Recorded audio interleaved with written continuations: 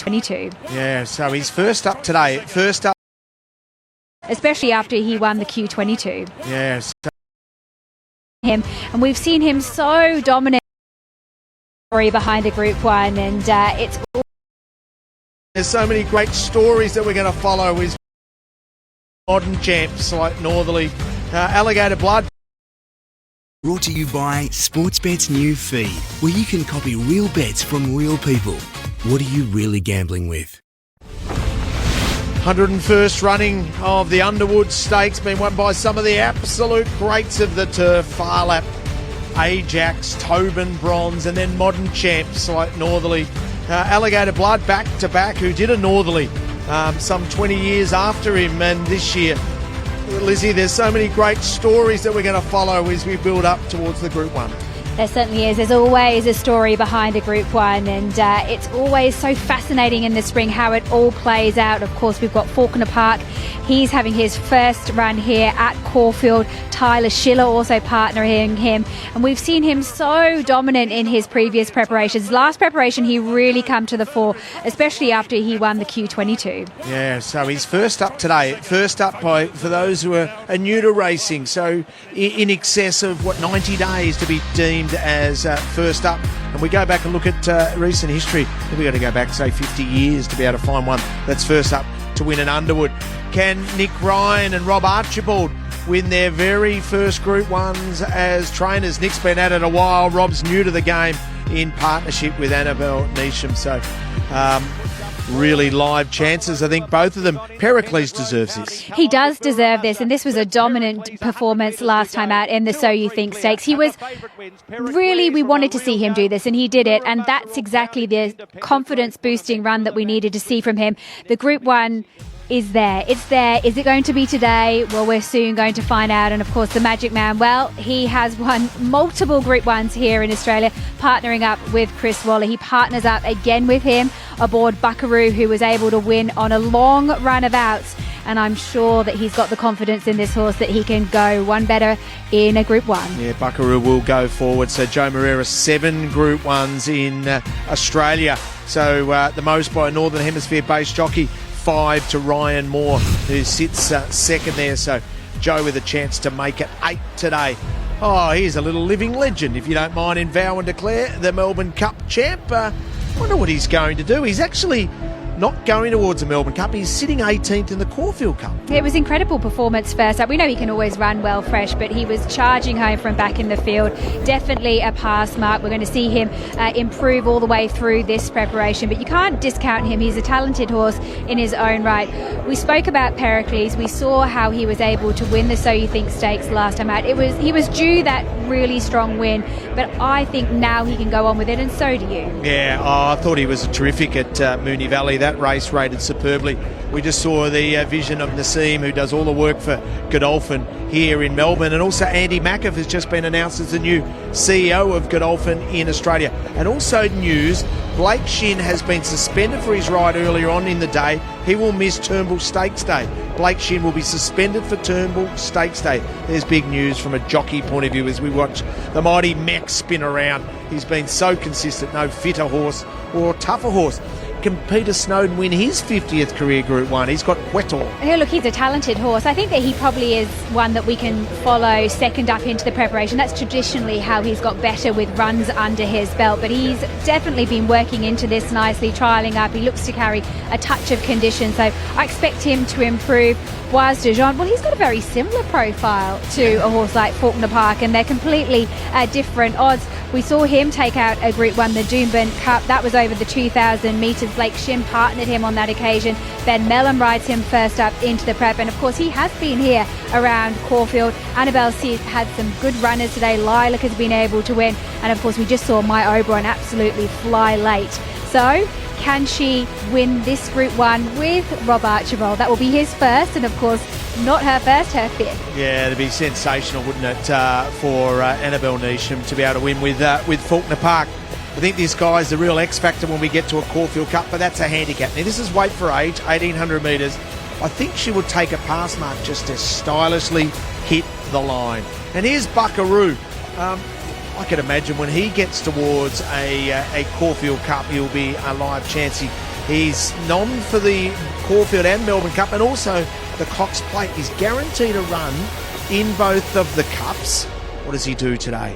Here's number 9, Knight's Choice. Yeah, Knight's Choice first up, but we've seen how consistent this horse has been. The Laxtons and John Train, this gelding by Extreme Choice. We know that he's better as he gets over further, so this is probably a tick-off performance first up into the preparation, but this has been a long-range plan for them. So Duke de Sessa, I was surprised to see him in this race at weight for age, but Kieran Maher made a really strong case. It's the one time in his whole Australian racing career I haven't had anything on him today, Lizzie. Yeah, look, tough for me to give him a solid push, but he has been racing consistently, but I thought he should have won last time out. That was his race, in my opinion, to win. Plastic Carousel, we've spoken at length about this mare by Lope de Vega. She was great last preparation, wasn't she? Running second in a round vet. Obviously, the Queen Elizabeth, nothing really went her way, and nothing went anyone's way in that race, to be perfectly frank. But she's first up, resumes today. She looks as though she's come on nicely as well from last prep.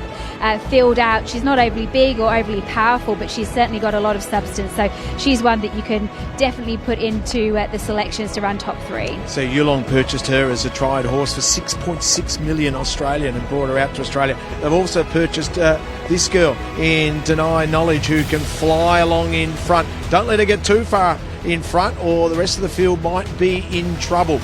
And Coco's Son, 22.4 last 400, 11.4 last 200. She ran really well behind Another Will, and I think she's a good roughie in the race, and she's was $16 this morning. Josh, let's have a look at the market. Yeah, can't wait for this one. The Group 1 Underwood Stakes, and Plastic Carousel was the horse. Not immediately when markets went up. There was a little bit of time between when the markets went up and when the punter said, no, that's the wrong price, $5, into $3.50. Pericles, look at this, 3 out to $4.50, out to $4.60. You might even get a 5 in front of Pericles, if you can believe that. Faulkner Park, rock solid at $6.50. Buckaroo, last start winner, went forward on that occasion, $5.50 out to $8. The horse that we put up the wrong price, punter's telling us so anyhow, is Coco's Son. Fantastic form around Warmonger. $19 we went up on Wednesday, into $9. And Duke de Sessa, no money from Richo today. That can only mean this horse will run a mighty race at $14. But your favourite here is the expensive $6.6 million mare, placed to Carousel at $3.40. Imagine what you could be buying instead. For free and confidential support, call the number on your screen or visit that website. Sam Friedman has Plastic Carousel and also Deny Knowledge, and he's been kind enough to put a microphone on as he starts to reflect and chat to connections. Said to Jai, like, she can be a bit tardy out, but keep her happy. And regardless, even if you're sort of comfortable, I'd still be putting some tempo in from the 800, even the 1,000. Feel free to pull out, and if you're not leading, get going. She's got no turn of foot, but she'll sustain a gallop. Your best chance is to string them out a little bit. Okay, so the instructions are there and for all to hear. I've got Pericles on top, and I'm not concerned about the drift, just a better price. Blake Shin on board. I thought Coco's Son's a really good roughie. How do you see it, Lizzie? I thought Buckaroo was forward enough in condition, so he goes on top for pick of the yard. He's just got that little bit of fitness over a few of these other contenders. Pericles has definitely improved from his last start performance, so not sure why he's drifting out the gate. Plastic Carousel, she's come on from last prep, but Buckaroo goes on top from the yard. Hey, Speedy, get ready next to Chris Waller. You've got tears out of him with Fangirl, and you might with a Group 1 and Buckaroo. Yeah, it's been such a tough week for him, and I love that Chris, and he doesn't love it, but I love that he shows his emotions and that he shows us how he rides the bumps with a grin, but also with tears. And, Riff Rocket passing in the most tragic of circumstances after that surgery has really hit home for him. And you could tell, even just spending some time with him earlier in the day, he's felt that really hard and come to the races today with a brave face on, and he's gotten some big results. But what a performance also to get Fangirl over the line and Autumn Glow. Absolutely, and it just goes to show you how much he genuinely loves these horses, just like they're his own kids, and that shows with the results that he gets, I believe, on the track. What a horseman he is. Yeah, there's no doubting that. So, yeah, he's obviously got a good shot in this in Buckaroo, but I'm going to be with that mare who heads the market at the moment. She's firmed. Obviously, Pericles is the drifter there, but Plastic Carousel, speaking to her regular rider during the week, rode 2 gallops and got off the second one and went, I just can't get to the bottom of her. I think she's a really special mare. She's proven that, of course, with her form in Europe and, running a really gallant second to Via Sistina in the autumn as well. But I think they've poured enough work into her so far for her to be hitting the line really well, possibly winning this with the Caulfield Cup being her main aim.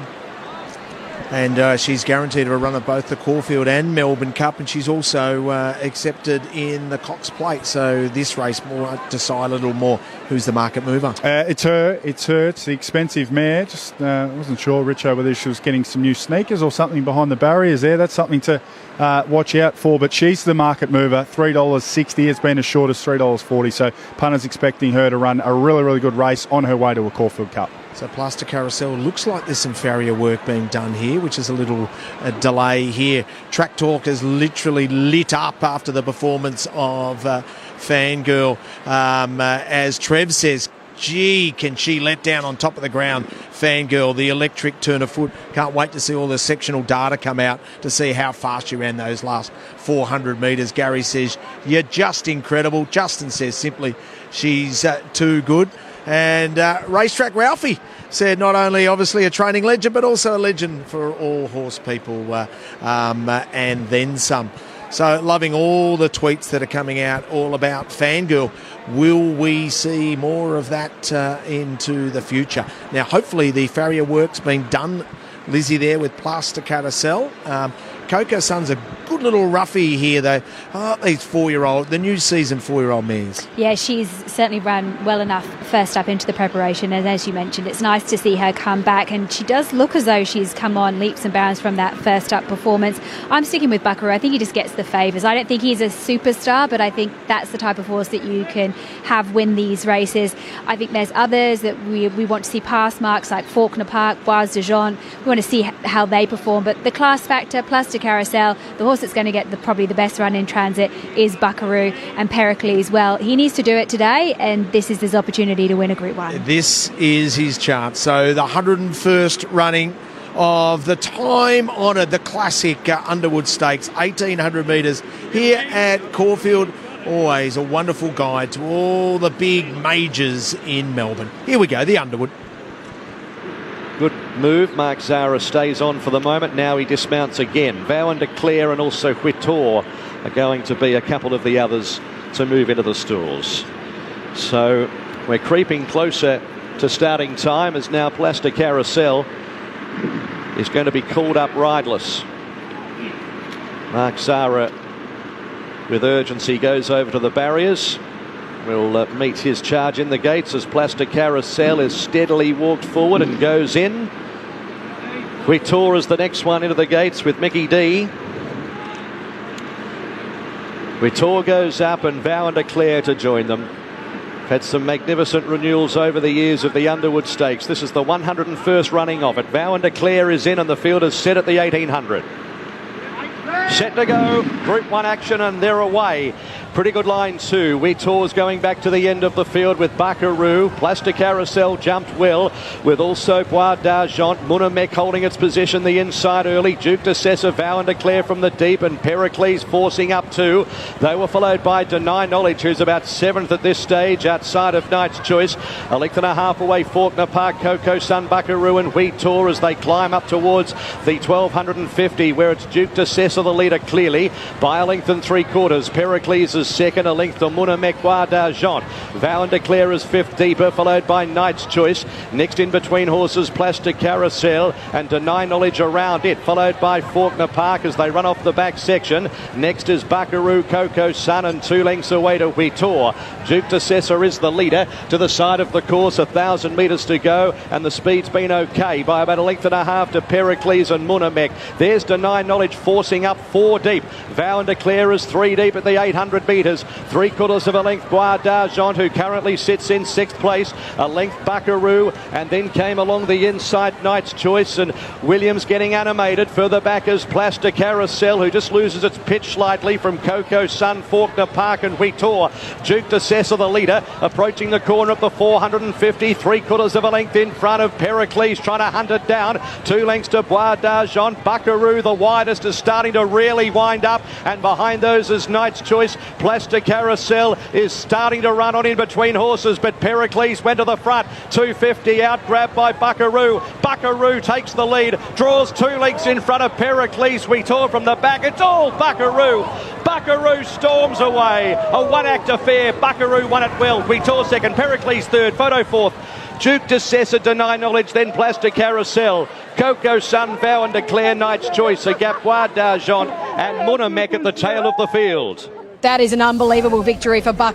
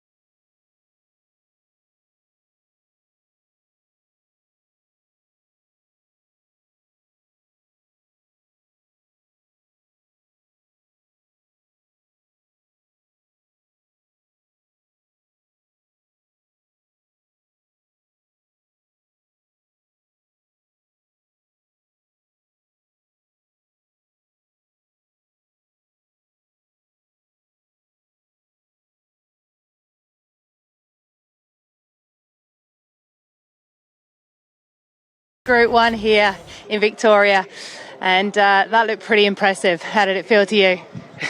It feels amazing, you know. That's what horse racing is about. When you get up one up, the feeling doesn't get any better. Yeah, well, we love seeing you ride here. You're incredible to watch. Now, you've got a good association with Chris Waller, and this horse was just primed to perfection for today. Impressive the way how he won, isn't it? Yeah. He has a tricky manner in the gate. He wasn't really kind for me in there. Began a little bit worse than what we were hoping. Found it itself a little bit too far back, but as the race disenrolled itself, it kind of got him into the race. When I turned for home on the outside, with him with a great momentum, I was always confident he was going to get up. Nice horse makes jockey's life so much easier, isn't it? Yeah, but it does depend on who's on them as well to get them into that position. But obviously very strong through the line. Fitness there, going up in distance now? Well, he's bagging for more ground, and I wouldn't be surprised if he wins another one. Let's hope.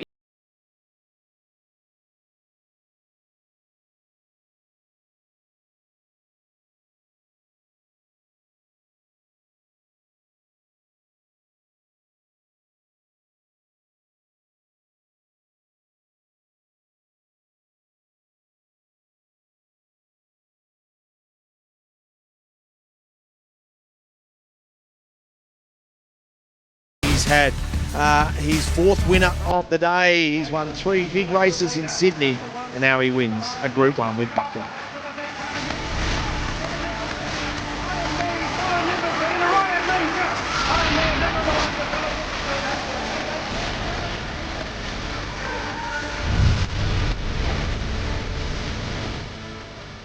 There's only one place to see